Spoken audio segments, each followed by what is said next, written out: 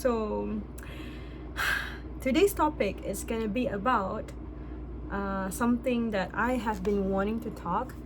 I just never had the time to write about it because for me it's very, I wouldn't say deep, but it's very important because it's very important, and I don't want to miss anything. I don't want to miss out on details. So it's gonna be about how enough you are as a person. Yeah. So before, I don't know if you guys notice, but for every video I make, there's always a reason behind it. There's always some things I want to talk about it. And it's not for the people, it's for myself. And no, it's actually for myself and for the people I care. Because I know the people I care, they usually watch my video. Like my brother, I know he always watch my videos. So the reason why I wanted to talk about how enough we are, or enough you are as a person, is because I realized we don't tell them enough, or we don't hear them enough. And I want us to normalize telling people how important they are, how, like how valuable they are to us. Just make it a thing to tell people how important they are. So yeah, the reason why I also I'm super excited to talk about this is because last week my best friend, who's back in Malaysia, she contacted me out of the blue. She was like, "Hey Zahra," she calls me Zahra, that's my middle name, it means flower, by the way. So she was like, "Zahra, can I talk to you? I need some advice." Usually whenever my friends do this, I always make time, and I know it's something very important because we don't really talk. Most of my friendships, we are very low maintenance friendship. It's most of them are low maintenance type of friendship. So when she sent me that, I was like, oh, I know this is important because we don't really talk that much. So yeah, I was like, yeah, sure. What help do you need? And usually whenever my friends need help, I learned this the hard way, okay? But then it's very important. I always ask them if they want me to comfort them, to listen to them, to give advice, or to just give them a hug. Because sometimes people just want to complain. Sometimes they want solutions. Sometimes they just need people to support them, So I do this. It's actually really good. You're gonna see improvement in your relationship, and you can avoid people telling you, "I don't need your help, I just need somebody to listen." Yeah, because it's true. You gotta ask them what they need, because we can't read people's mind. Anyway, when I asked her that, she told me how she's dealing with some problem with feeling needy. There are times she felt like she needed to be reassured many times by her friend and her partner. So she felt like an ass, She felt bad for wanting to be reassured, because a part of her, how people create this stigma how whenever you ask something, you're needy, and especially when you're in a relationship. So because of that, I listened to her problems, and I did also ask her why do you ask me? Because again, I wanted to know why. I need to know if her reason and what I can give her are aligned, I can give that to her. So she told me how she think, and I'm very grateful that not one of my best friend actually look at me this way. She told me how, and I quote her, I know that you are highly intelligent when it comes to emotional, and you are a very secure person, which I agree, but that doesn't mean I'm the best. I'm still working on it, okay? But the moment she said that, I was like, so she needed advice based on dealing with emotions. She needed advice based on being in relationship, how it feels being secure, how, because I think, you know how like in this world, there, not in this world, there are 4 types of, what do you call that thing, attachment style. So there are 4 and only one is the healthy one, and 3 out of these 4 are known as insecure type, which are anxious attachment style and avoidant, dismissive avoidant, and fearful avoidant. These 2 avoidance, they fall under same category, which is avoidance. But anyway, so these four type, they have like different ways of dealing with problems. Wait, I kind of don't like seeing that jacket. Okay. So after that, I kind of find out, oh yeah, she needed advice based on what I would do, how I would react, how I would deal with my problems.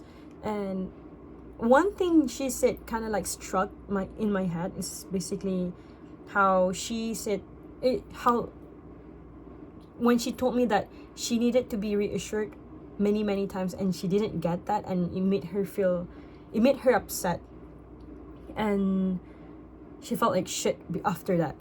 And then she was asking me like, what should I do, like usually what would you do, and I'm not sure, and I didn't tell my partner because of like how I feel. And I asked her like, why didn't you tell him? And then she was like, oh, because you know, like there are reasons behind it. And then I was like, okay. So that's why I wanted to tell everybody that I believe when you're in a relationship, there are things you always overthink, and it's normal, okay? It's normal. Do not panic. It's normal when you think, oh, am I doing enough? Oh, am I good enough for them? Oh, am I messing things up? Oh, can I trust them? Oh, can I be vulnerable? There are so many things you will overthink, and that's okay. That's okay. That's okay. But what is not okay is whenever you overthink and then you make decisions based on those thoughts. Calm down first. So this is what I usually do whenever I overthink, or whenever I feel something, regardless, happy, sad, angry, upset, whatever emotions I feel, because I know my standard emotion. Usually I'm just like chill, super chill. But when I feel a certain emotions, that's when I tell myself, it's in my head already. I've been like practicing this for years and years and years. Whenever I feel something, I try to not make decision. I try to not, like, okay, I want to do this.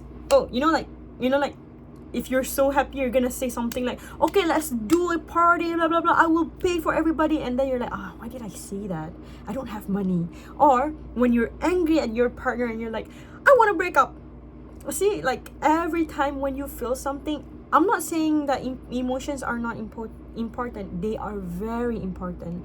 The reason why you have emotions, because that's how your body communicates with you. However, when you're feeling something, avoid or stop yourself from making a decision, because it's very important. It's very important. Try to practice this.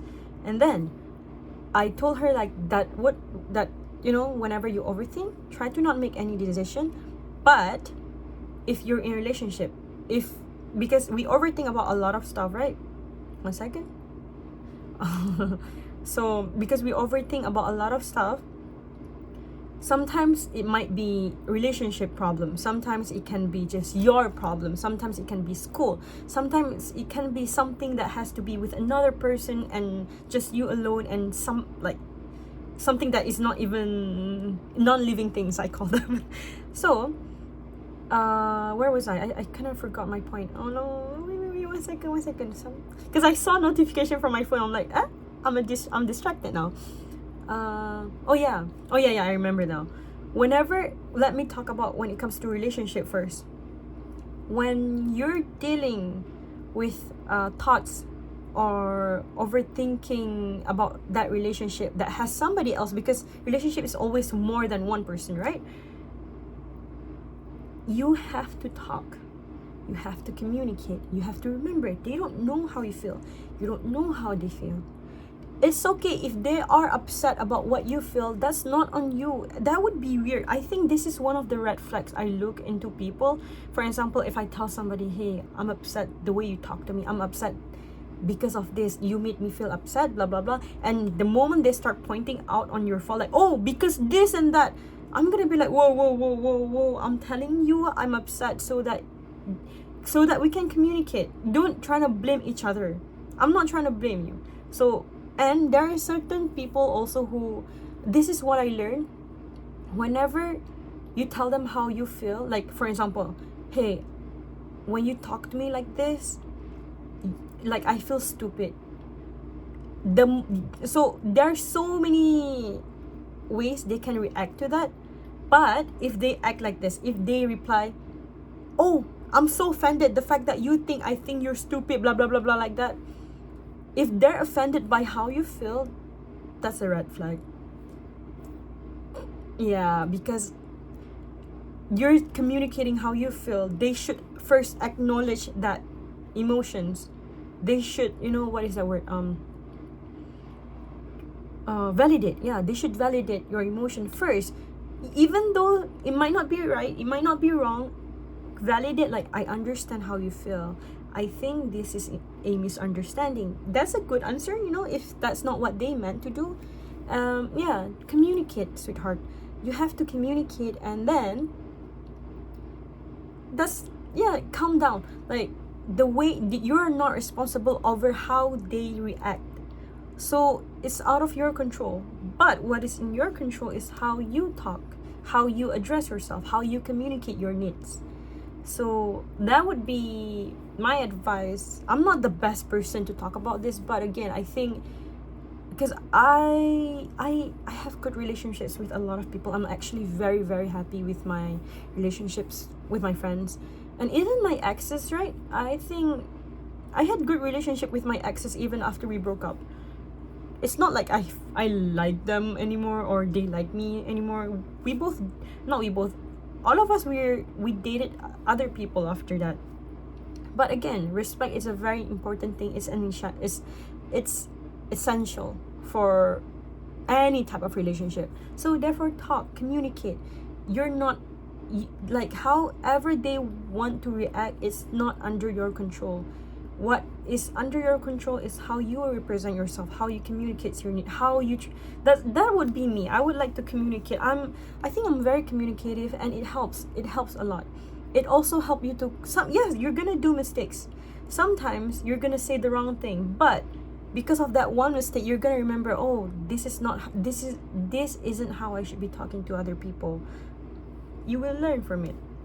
That's number one. Second is how, whenever you're dealing with oh sorry, wait, I haven't finished. So that's why I tell you, whenever you feel something, you don't just like, oh, I think they don't want me anymore, I think la la la la, so you know what, I'm just gonna break up with them. Don't do that. Talk about it first. Try to compromise, find common ground. If you can't do that, because relationship is always about give and take, right? Sometimes I gotta give you, sometimes I gotta take something. It's all about compromising. So yeah, now moving to the second point, which is when it comes to you yourself. For example, when I feel really stressed about, oh my god, sorry, I'm distracted by the notification, sorry.